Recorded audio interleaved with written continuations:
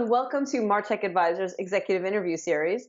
I'm Ginger Conlon, a contributing editor to Martech Advisor, and joining us today is Bennett Porter, who is SVP of Marketing Communications at SurveyMonkey. Welcome, Bennett. Hi, nice to be with you. Glad you're here with us today. We're going to talk about trends and opportunities with customer insight. Before we jump into that, though, let's briefly introduce SurveyMonkey. We are the world's leading people-powered data platform, and what that means is that we power curious individuals that are within companies or organizations globally to have conversations with the people that matter most to them.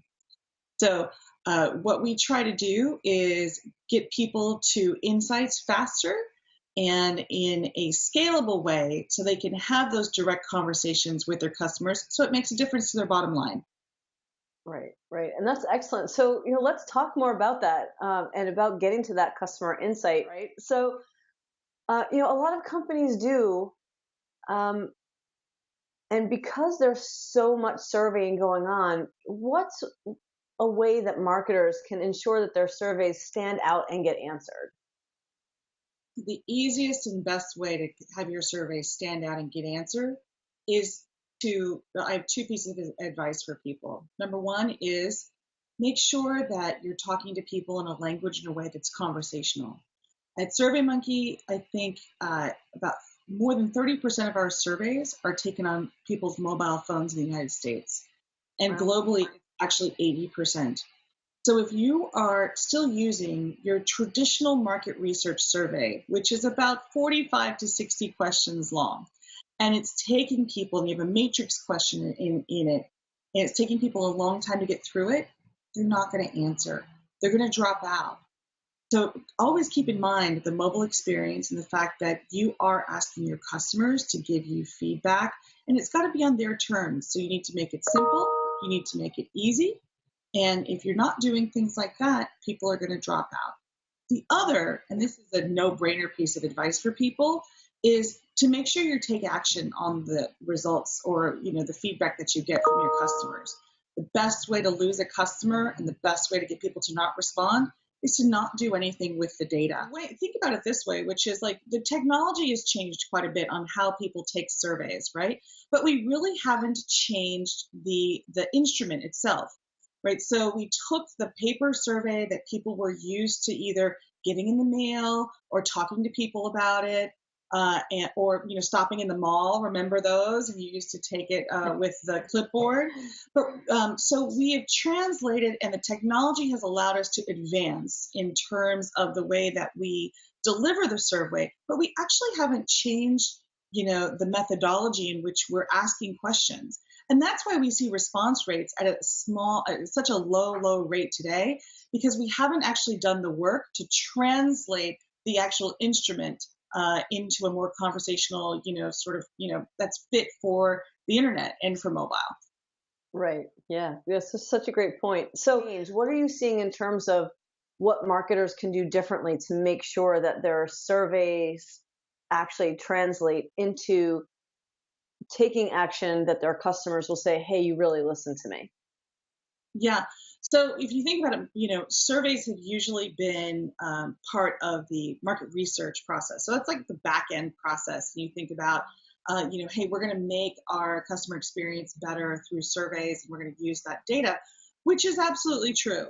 But I think what people are really doing, and the innovative marketers are really sharing that data and using the data as a listening point for folks and creating content. So if you think about, all of the different ways and different channels and different mechanisms in which you're speaking to customers, actually now kind of not making it a back office, just a support mechanism of what you've done with your surveys, but sharing it, and again, making surveys more conversational in tone. I've seen a lot of innovative work done by marketers that actually share out their data, whether that's in beautiful infographics and creating them as pieces of art on Instagram or Facebook, or using them as ways that they can engage their customers, which is 62% of our customers believe that they like down pillows as opposed to foam what do you want? And they use it as a way to engage their followers or their customers, which is an innovative way that people are using market research and sort of kind of letting it be out in the open for folks. I love that. So, what are some other examples of maybe unexpected ways that marketers are using customer surveys that are making a positive impact? So, I think that specifically one thing to think about is people send customer surveys at the end of a customer journey. And that's absolutely appropriate, and you should be doing it. But a lot of innovative marketers are getting ahead of the curve and thinking about the whole customer journey. So, almost using it as a predictive tool. So, before you stay at a hotel or before you go and visit your shop, they'll ask you a couple of questions. Before you check in, what kind of service would you like? Would you like, and you actually can kind of get ahead of the curve and get predictive and get ahead of that, bad NPS rating if you ask people ahead of time. Yeah, that's really clever. I like that. So, I was reading on a blog post on SurveyMonkey's website about satisficing, and I thought that was so interesting. It's when as you know, it's when respondents take the easy way out of answering questions. For example, they'll select like the first satisfactory answer instead of the one that's actually best for them, or they choose something like very satisfied, just like row, row, row, row, row, instead of actually looking and seeing what the options are that would be a best fit. And of course, this will skew the true results. So, what that is one challenge that I think some marketers are seeing. What are some other challenges that you see often, and how can marketers overcome them? And satisficing is a global phenomenon. And one thing that people should know is that it really depends on what market you're in, and satisficing becomes more or less of an issue. So, for example, in India, in Southeast Asia, when I was working over there, we had to really pay attention to satisficing because it's more prevalent in those cultures. So you definitely have to keep in mind satisficing. Another issue I'll go back to again is mobile. So, a lot of marketers are not paying attention to the fact that this is, people are looking to have conversations at scale when they use surveys.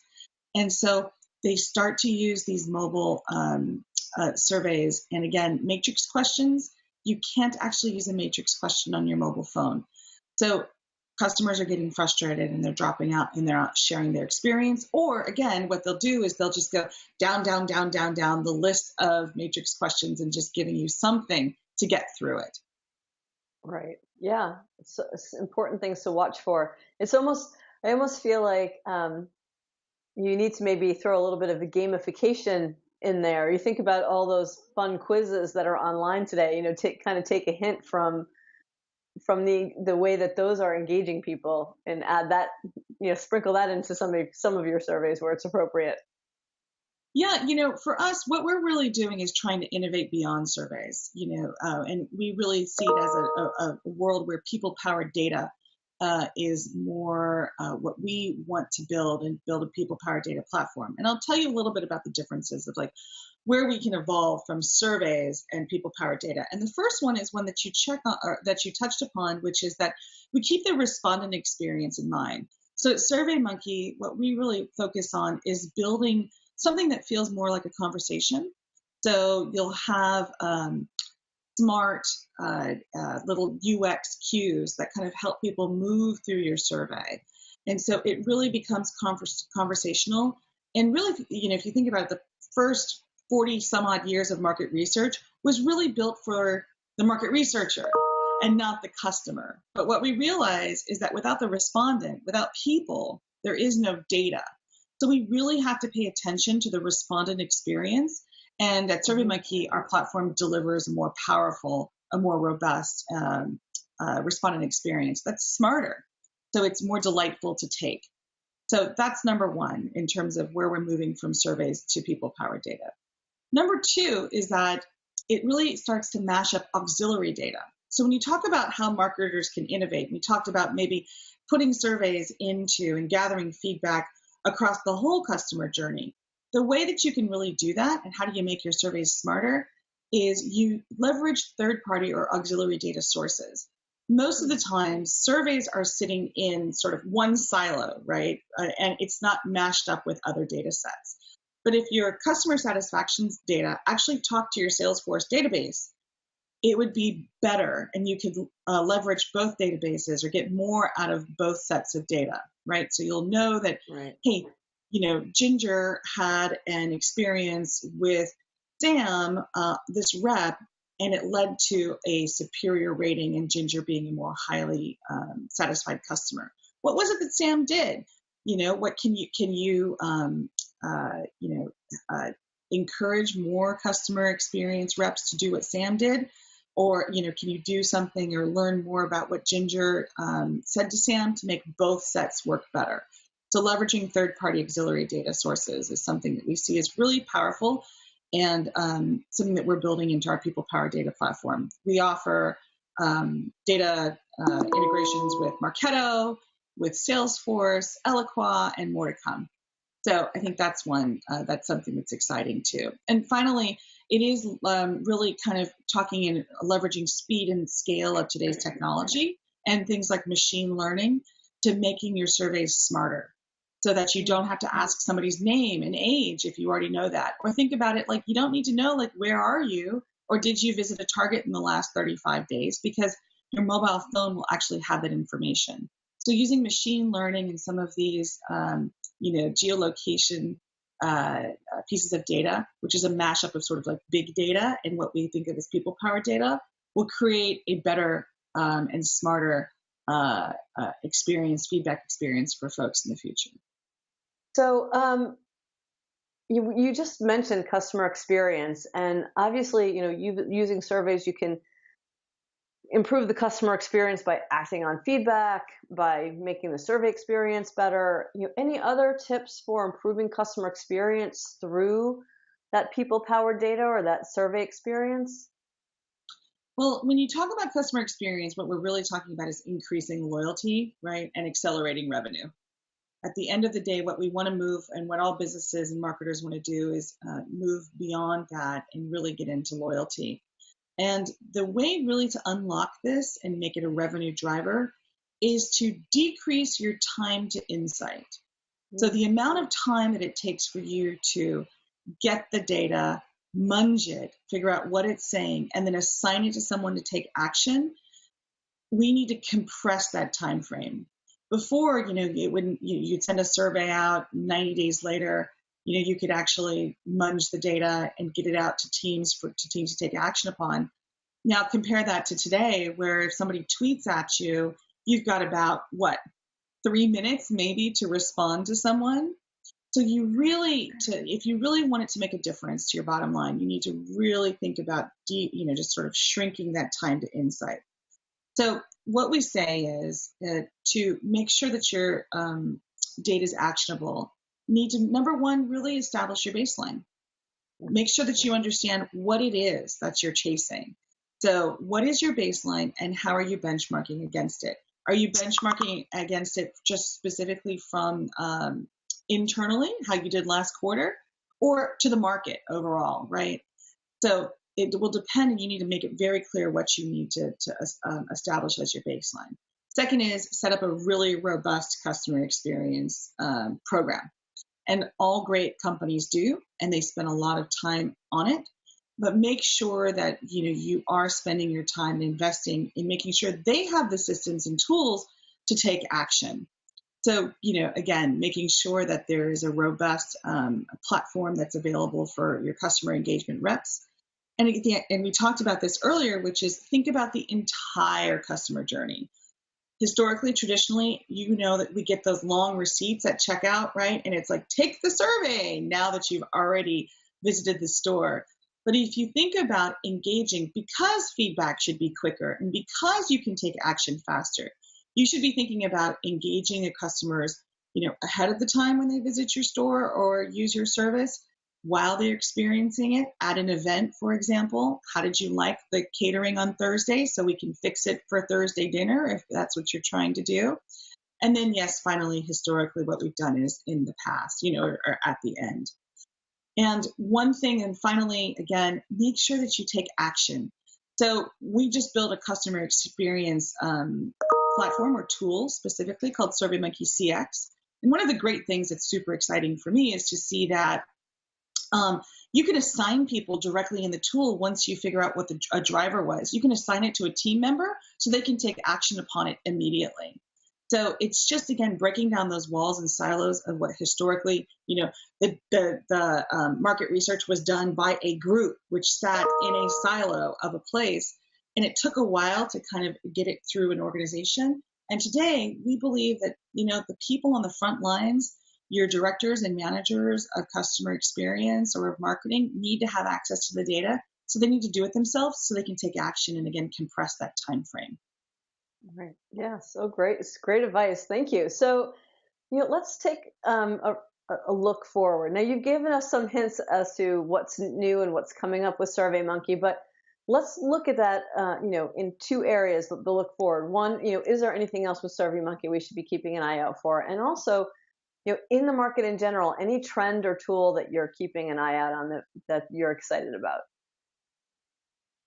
I have to say, one of the things that's really exciting to me about the market, and when you think about sort of this new idea of a people-powered data service, is we need to reestablish the gold standard of what quality data is. So if we've learned anything about market research, and if the elections have taught us anything, we know that the gold standard of what we used to think about market research and how we define quality has really changed. And it's really different than it was, not even 30 years ago, but 3 years ago. Consumers are different. And the way that we measure sentiment, and what we have to realize is that numbers are never, it's false precision. And I'm really excited to think about what is and how do we define our next gold standard that keeps in mind, things like device demographics in addition to your traditional demographics that you think about. All of these things are things that are really going to change the industry. And so I'm excited to look at that. And it bleeds into things that I'm excited about at SurveyMonkey, because we're at the forefront. John Cohen, who is our chief research officer, has a team of really smart people who worked on things like the elections, and they could find out, again, not only can you figure out whether, who's going to win, which is important, but what's great about an election day is whether you were right or wrong. A lot of marketers today don't know whether their data is right or wrong. And so we say, everybody needs an election day. Everybody needs to figure out and really look at their data and ask, why are the numbers looking this way? Not just these are the numbers, but why are the numbers looking this way?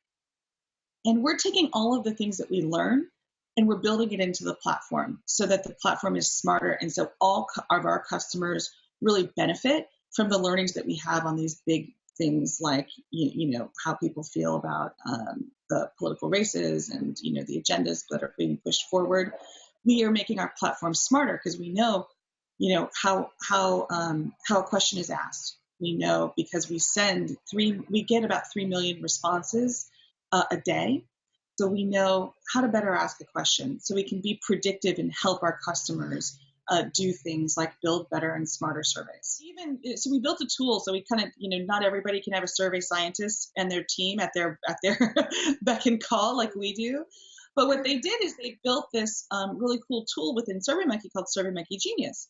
So it does a quick scan of the way that you've written the survey, and then it'll recommend hey, change the order of your survey question because you've actually put the hardest question first, and that's going to, actually lead to a lower response rate.